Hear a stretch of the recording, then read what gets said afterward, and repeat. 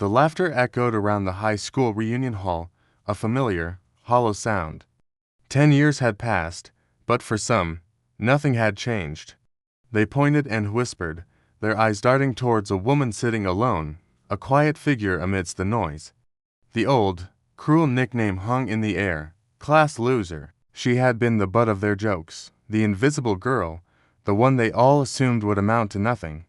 She sat there, a ghost from their shared past, her expression calm, unreadable. The insults, veiled and direct, built like a crescendo. Remember her. Still looks just as lost.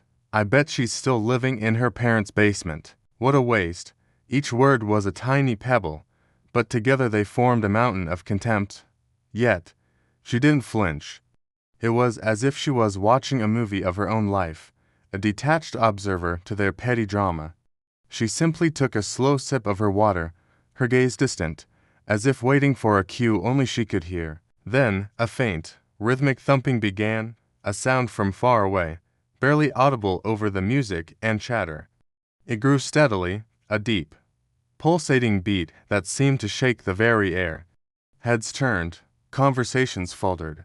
The sound was getting closer, louder, more insistent. It wasn't music, it was something powerful, something mechanical. The vibrations rattled the glasses on the tables.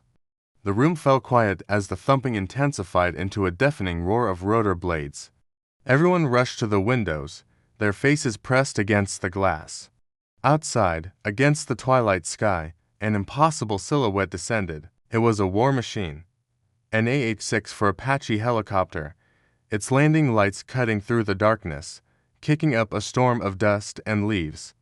The sheer force of the wind it generated whipped through the open doors, sending napkins and balloons scattering.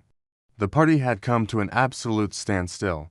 Inside, the crowd was frozen, a sea of stunned faces bathed in the flashing lights from the aircraft. Their mockery and laughter were forgotten, replaced by a mixture of shock, confusion, and a dawning sense of awe. Who was this for? What was happening? And then, all eyes turned back to the woman, the class loser. She slowly rose from her chair, her movements deliberate and calm. As she walked towards the door, the scene around her dissolved into a rapid-fire sequence of flashbacks. We see her, years younger, pushing her limits in grueling military training, her face etched with sweat and determination. We see her in a flight simulator, her eyes locked on the screen, her hands expertly guiding the controls. We see the intense concentration in a real cockpit, illuminated by the green glow of instruments, on a mission under the cover of night. We see her decorated for bravery, her uniform crisp, her posture radiating a quiet strength. The final flashback shows her stepping out of that very Apache, pulling off her flight helmet, her expression focused and resolute. A warrior, a leader. Back in the reunion hall, she paused at the doorway, the silhouette of the Apache framed perfectly behind her. The wind from the rotors whipped her hair around her face. She didn't need to say a word. The stunned silence was her vindication. The looks on their faces, the shock, the disbelief, slowly melting into a grudging, undeniable respect for her victory. The girl they had dismissed, the woman they had mocked, was more than they could have ever imagined. She gave a small, almost imperceptible nod, a final acknowledgement of a past she had long since left behind.